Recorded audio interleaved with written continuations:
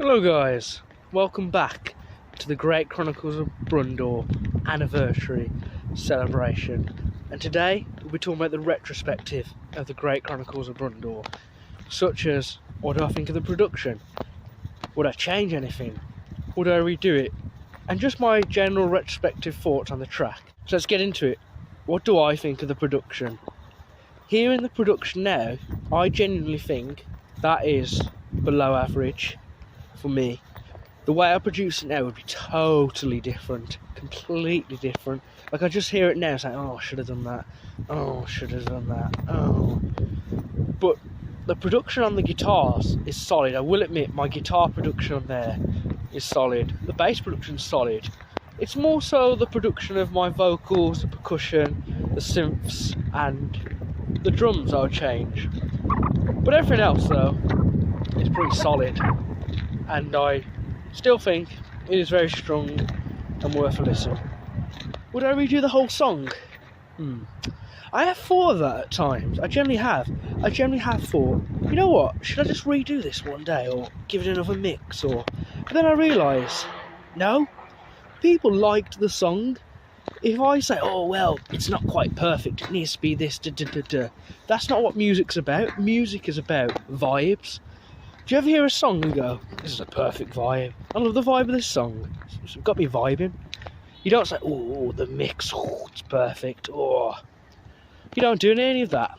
So likewise, I'd slap myself on the wrist and say, we ain't doing that, we're going for the perfect vibe. People have liked the vibe. I've got love mail from people saying, really like the song, it's great, add it to my playlist, it's hilarious, you know. I've entertained the people, which is good, which is what I want to do. That's the business I'm in, and business is good. So no, I don't think I would ever redo it. Even another mix, no, I wouldn't. Possibly if there's another source somewhere where I could put the music, I'd remaster it. Obviously, if someone said to me, oh, I could get it on vinyl, I'd be like, oh, yeah, I'll have to remaster it for that, obviously. But no, I wouldn't touch it up. No, I wouldn't. And what do I generally think of the track now? You know what? It's a solid track, but there's some stuff I'd definitely change. The vocals, for example. The way I sang, I'm not too pleased about it. So what I would have done now, and this involves production as well, I would have got Conquistador to be one side of your ears, and Rymore to be another side of your ears. Not a complete full pan, rather something like about 40 plus, 40 minus, just so you know who's talking. And I would do different voices for Conquistador and Rymore.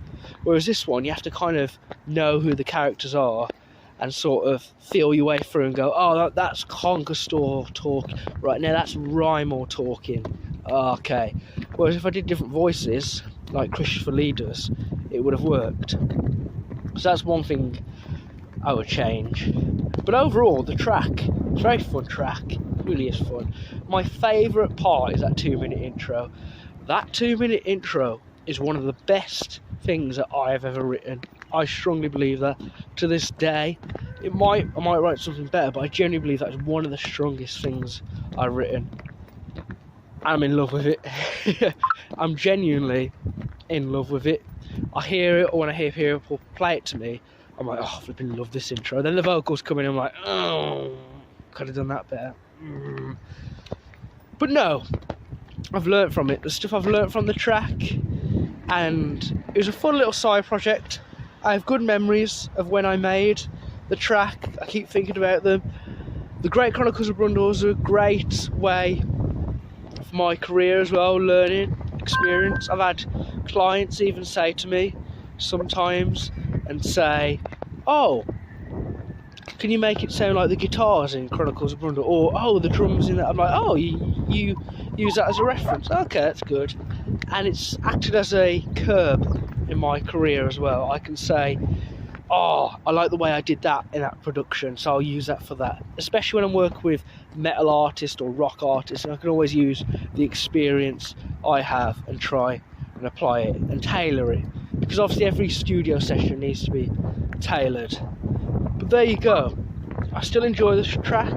Still think it's very enjoyable. You guys should still enjoy it. There's stuff that could be better, but I I can always just apply that to another production, maybe even a chapter 2. Imagine that. Great Chronicles of Brundor, chapter 2. Because the story, it's not over, is it? It's not over. They just say they're going to attack this town. They never go out and do it, do they? So, who knows? We probably need to see them do it, don't we? So there you go, that's my overall thoughts of the track. I think it's a good, solid track. The writing is solid, the writing's really strong. I think the writing is the best part of it. So I'll leave it with you. You guys can go listen to it now that you know all the behind the scenes stuff. I've really enjoyed doing this behind the scenes series, been really great. Lots of good memories flooding back. Good times, talking about it, enjoying it. Hopefully it gives you an insight into the amount of sheer effort and energy that was put into the track to make it the best possible thing it could be.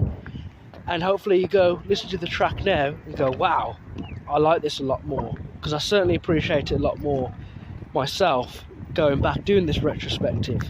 So I'll leave that with you. You go ahead, go listen to the track, and enjoy the rest of your lives. So I really enjoyed this anniversary. And I'll see you another time. I'll see you for the next Justin Sinclair project, whatever that may be. Got a new year coming up. Got a lot of fun things coming up. So I'll see you then.